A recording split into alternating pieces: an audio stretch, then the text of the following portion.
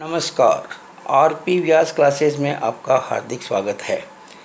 Class 10th mathematics RBSE मैंने chapter 2 में अब तक 3 वीडियो आपके सामने पेश किए थे और उन तीनों वीडियो लेक्चर्स में मैंने यूक्लिड डिविजन्स लेमा पर क्वेश्चंस किए थे, उसको समझाया था।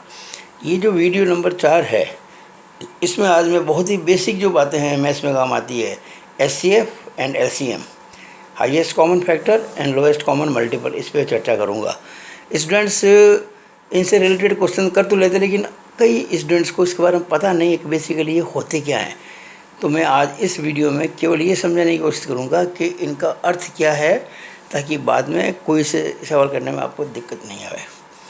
शुरू करता हूँ मैं। HCF, highest common factor, Hindi में कहते हैं इसको महत्तम समापवर्तक। अगर मैं समापवर्तक की संधि विच्छेद करूं तो आएगा सम प्लस अपवर्तक। अब बोलो हाईएस्ट कॉमन फैक्टर, महत्तम सम अपवर्तक। मैं अपनी बात को समझाने के लिए एक छोटा सा एग्जांपल लेता हूं, जिसमें कि 2 नंबर्स का एचसीएफ निकालने की बात कही है। वैसे बाद में हम इसको 3, 4, 5 कितने बार भी काम में ले सकते हैं। तो मैं 16 और 24 का एचसीएफ निकालना चाहता हूँ।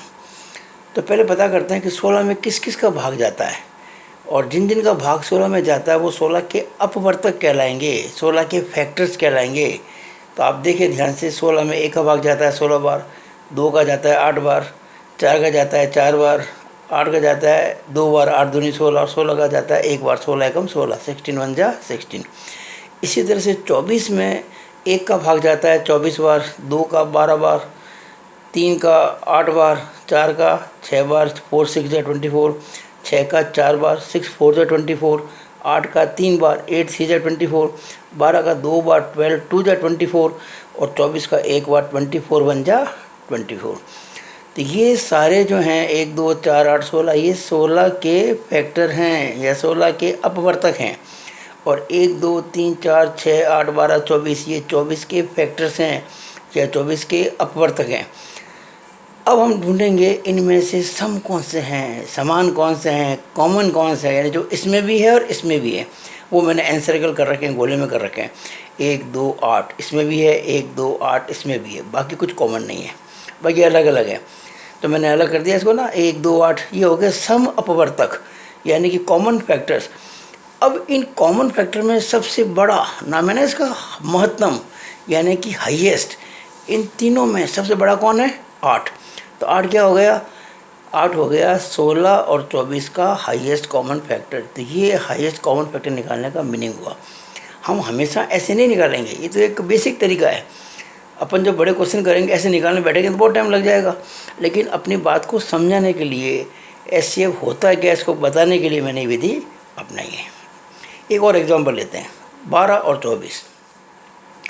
तो अब देखिएगा 12 में किसका भाग जाता है? 1 2 3 4 6 12, और 24 में 1 2 3 4 6 8 12 24, ये अपवर्तक हैं, फैक्टर्स हैं। ये तो किसके हैं? 12 के लिए, किसके? 24 के।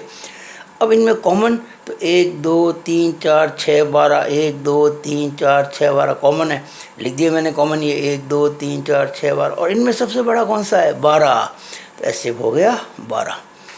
अब एक बात ध्यान देने की है, जैसे ये 2 नंबर्स थे और इन 2 नंबर में जो छोटा नंबर है वो 12 है, और 12 का भाग 24 में पूरा पूरा जाता है, तो 12 एचसीएफ हो जाएगा।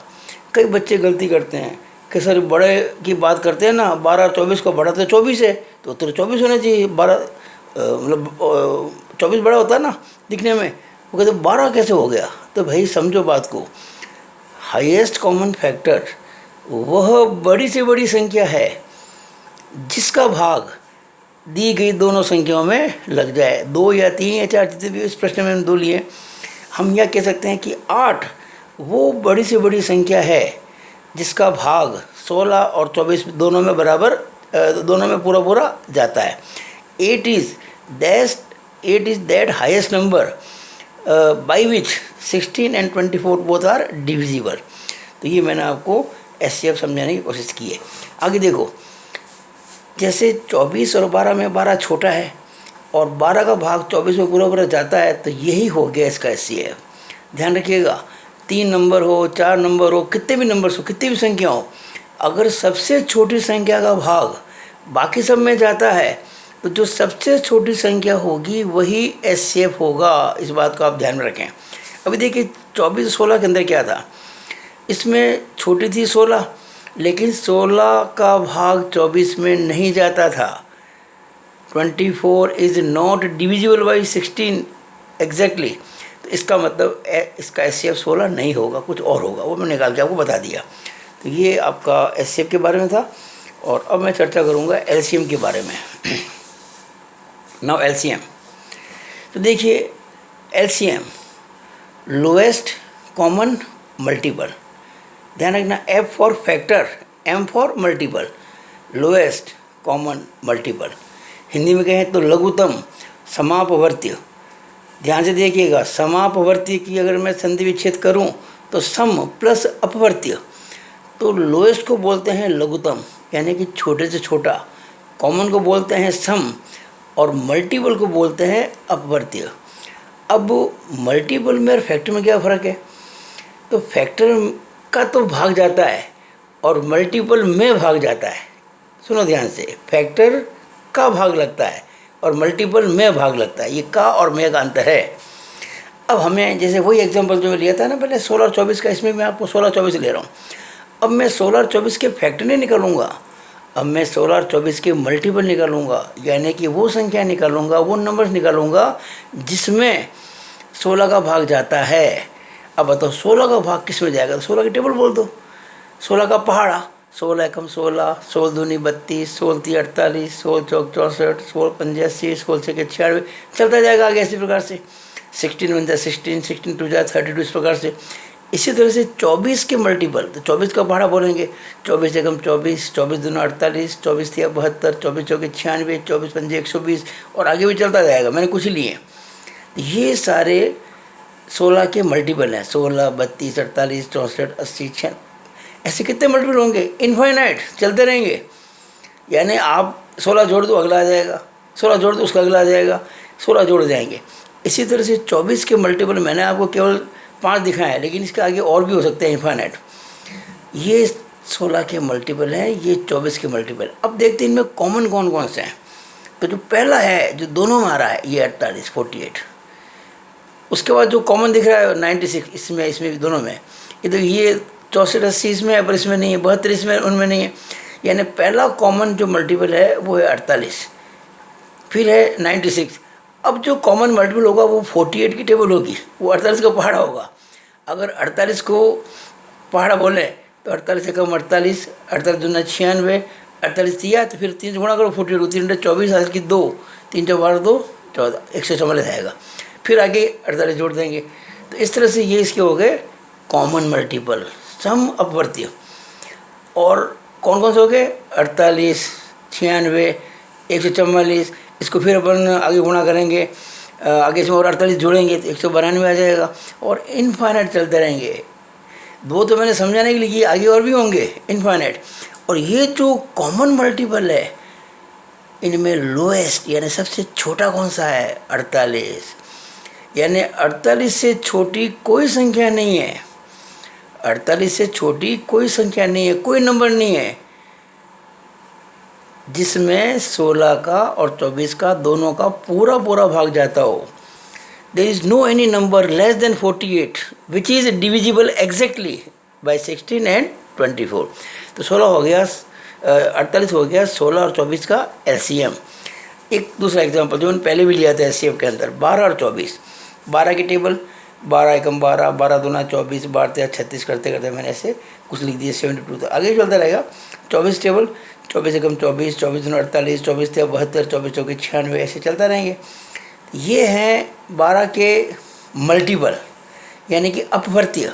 ये है 24 के मल्टीपल्स यानी कि अपवर्त्य। अब इनमें कॉमन कौन से हैं?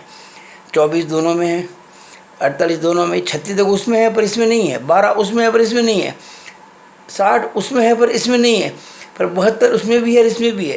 तो ये 24, 48, 72 आगे 96 भी आएगा। एक बार देख लीजिए आप कि 24 से शुरू किया तो 24 का पहाड़ा बोलेंगे, 24 एकम 24, 24 दूना 48, 24 तिया 72, ऐसे चलते रहेंगे। ये सारे कॉमन मल्टीपल्स हैं, यानी 12 के भी हैं, 24 के भी। अब इनमें सबसे छोटा कौन सा है? 24। सो 24 is the LCM of 12 and 24, क्योंकि 24 से छोटी कोई संख्या नहीं है, कोई नंबर नहीं है जिसमें 12 और 24 दोनों का भाग पूरा पूरा चला जाए। अब ख़ास बात क्या है कि 12 और 24 में बड़ा कौन है? 24।